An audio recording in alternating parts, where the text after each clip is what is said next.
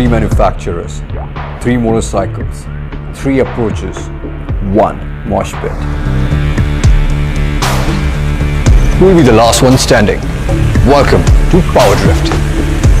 In India, a good-looking motorcycle is almost half the battle won, and no one kills this plot better than the Yamaha R3. It looks sharp, well-proportioned, and the inverted headlamps look absolutely slick. The next best thing is the Ninja 300. The oldest design in this battle, but still conventionally good-looking and guaranteed to stand out in the Kawasaki green.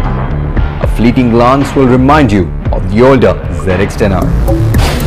The RC390 in comparison looks futuristic, a little too much for some, and hence not the best bet to please everyone in terms of aesthetics. But it is the brawniest of the lot and almost a bully in this scrap. It boasts of the biggest engine, the biggest forks, the biggest front brake, the widest and best tires in the category, and the only bike here to offer ABS and steel-braided lines.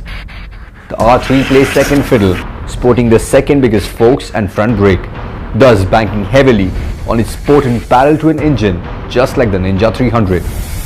The Kawasaki though has the smallest engine, smallest front brake and forks, but still very much in the fight with the slipper clutch trump card, which its competition misses out on. But that's just the surface, because a rivalry this fierce demands that you look beyond what catches the eye, and what better place to lead the investigation than on a dyno. And so it helps to have friends at Race Dynamics in Bangalore to set the record straight. First up is the bike which started all, the Ninja 300.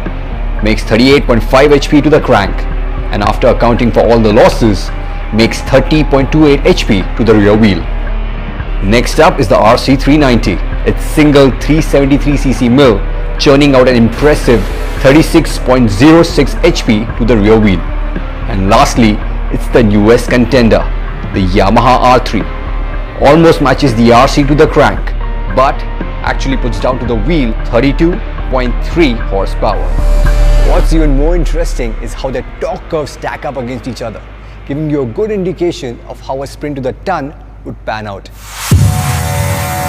A drag which will pit a champion racer against himself and find which pocket rocket is the quickest of the line. Boasting the highest torque figure, the RC reigns supreme in this race to 100, leaving the R3 and the Ninja to fight tooth and nail. The Yamaha catapulting off the line to own the drag to 60, and the Ninja fighting back with vengeance to register a photo finish, clocking identical times to the ton. But stall gearing will see the R3 beat the Ninja for top speed honors, provided you get a long enough straight. The RC coming in last thanks to its short gearing and shorter rev band. RC also doesn't score very high when it comes to versatility, given its aggressive riding posture, poor heat dissipation and small tank. The Yamaha R32 has a smaller tank than the Ninja, but still beats the Kawasaki in the city and the highway, courtesy its better low-end torque, lighter weight, plush suspension and more upright ergonomics. Switch the terrain however and throw in some corners, and there is yet another twist in the tail. This is what the RC was made for, and it shows. Its taut frame, aggressive ergos and Metzeler tires mean you can charge into corners and come out feeling that you could have gone in faster. It relishes being thrown into corners and catapult out of them, riding the wave of torque as you crack open the throttle. Its Achilles heels are the spongy brakes and the belly pan scraping the ground when the leans increase. The bike that stays closest to the RC is the Ninja. Its long wheelbase translates to slightly slower turn-ins, but the slipper clutch gives it better stability at corner entry, and once leaned over, it holds the line to the T. That is, once the IRCs are up to temperature. There is, however, no getting around the flattish profile of the MRFs on the R3, restricting the lean and the speed it can carry in the corner. The R3's foot pegs too are the most front set and its front forks softest in this company. So despite weighing less, having the best brakes and making good torque overall, the R3 is still the last one to cross the line in its torque avatar. The R3 will undoubtedly be a lot better in corners with more stickier, rounder profile tires, An investment which you should be able to make considering its lower price tag and lower cost of ownership as compared to the Ninja. But still, it's a far cry from value for money, especially when you consider the RC in the same equation. There's simply no beating the RC, the KTM, in terms of the performance and the equipment it offers for the price it comes at. It's still the ideal weapon for the racetrack, and it will continue to be so in 2016 with all the upgrades in terms of ride-by-wire, slipper clutch.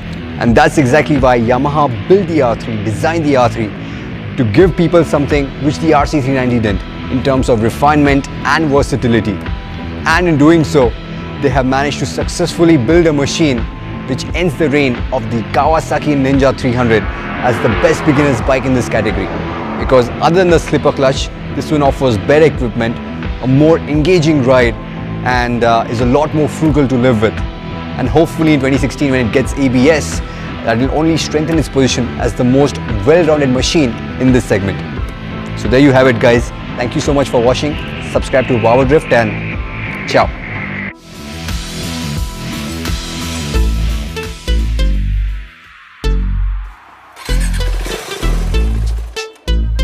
Yeah.